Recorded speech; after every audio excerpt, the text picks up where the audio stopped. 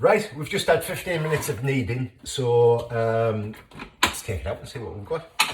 So as you can see, it's nice and stretchy, which is exactly what we want. That's done its job nicely. So I'm going to take this out.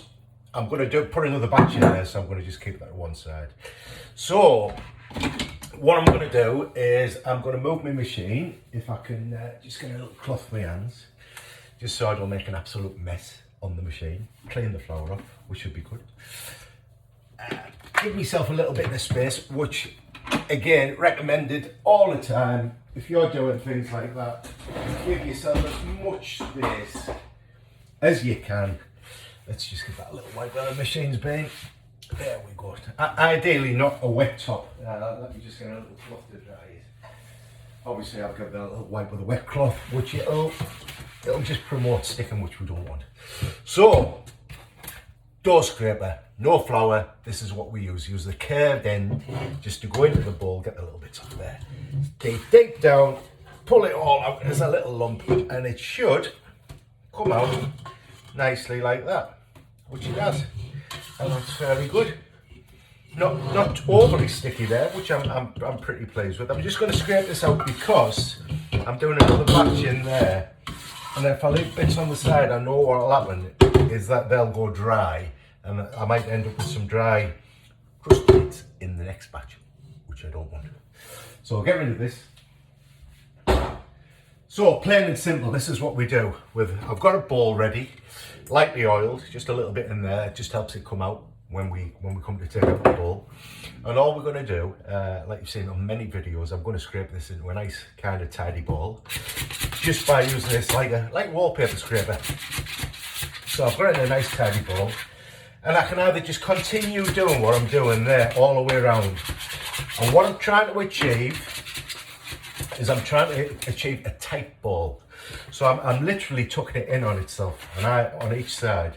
And you see I'm doing it like this, and I'll come, it's kind of misshapen that way. So I'm kind of trying to show you the method what I'm doing. It might seem fast, so it's gone a bit misshaped that way. So I'm back into a ball, back into a ball, back into a ball. And you'll see it's already got smoother. It's not smooth yet, it's not ready yet. So I'm going to show you, you can either continue that way, or the method I've kind of developed, I call the rock and roll method, because I'm kind of like rocking and rolling it. So literally I push it to one side, pick it up, turn it 90 degrees, and you get into like a fluid motion of doing this. And in no time at all doing it, you've got yourself a fairly smooth ball of dough. Now I'm going to do it just a little bit longer. And all we do, like I say, there's different ways of doing it. So that's one method. Another way is kind of, you get your hand behind it and you pull like that. If it's too sticky, you can't. And you're literally just pulling it like that. That's another method. Or you can do this method where you go under it and you kind of, if you like, in a circle underneath, pushing it in. You're tucking it in like that. You do end up with bits more on the top. That's why the scraper method keeps everything clean, and that's it. So there's ball of dough in the bowl. Done. Not hard. None of it was hard. The hardest part is just, I don't know, moving my machine about, I suppose. So that was all fairly easy. And what I'm trying to do in this is kind of telling people, look, when it comes to bread baking, don't be intimidated by it, because there's nothing, honestly.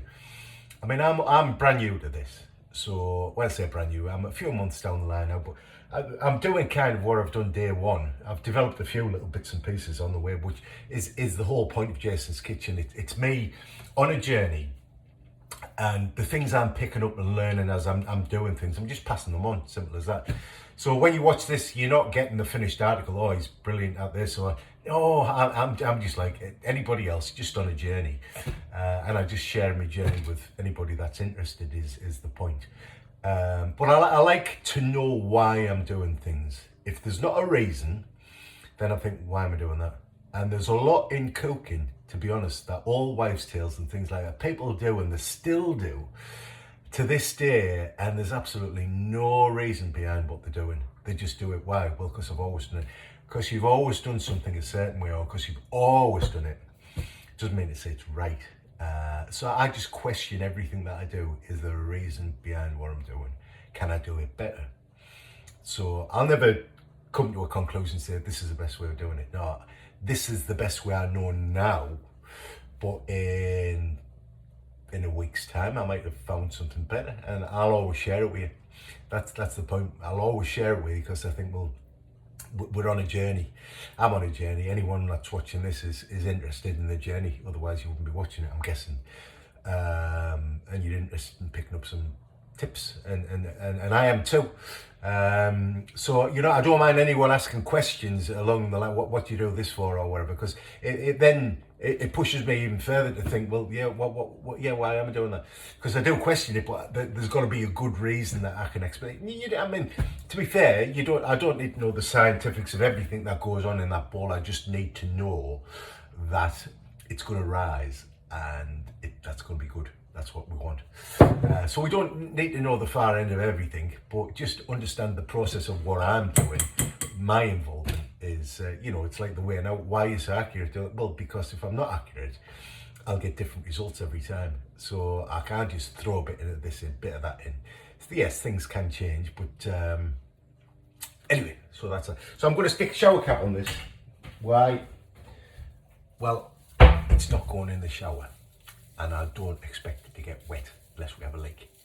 However, it stops it drying out, which is good because it'll form a skin on the top, which we don't want. So that is going to sit there. It's warmish day, an hour and a half, 2 hours. It's going to reach the top and a little bit of dome on this 2-litre bowl, and we'll be good for the next stage. In the meantime, I'm going to do another batch of this now, but I'm going to put some dough improver in so we can see the difference. Because like I said, the only way you can know if something is making a difference if you do a comparison. Quite often people will try something, oh, I don't like that. Well, did you compare it with one that you've done, like another one that you do? Oh no, but I don't like it.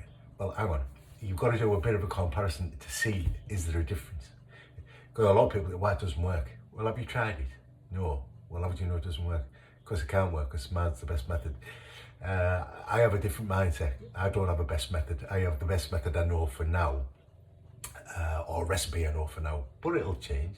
Bound to always be better things out there, but it's the best I know, and that's all I share on this journey. So without further ado and further waffle, because that was fairly quick, I want to demystify the process of bread making for everybody.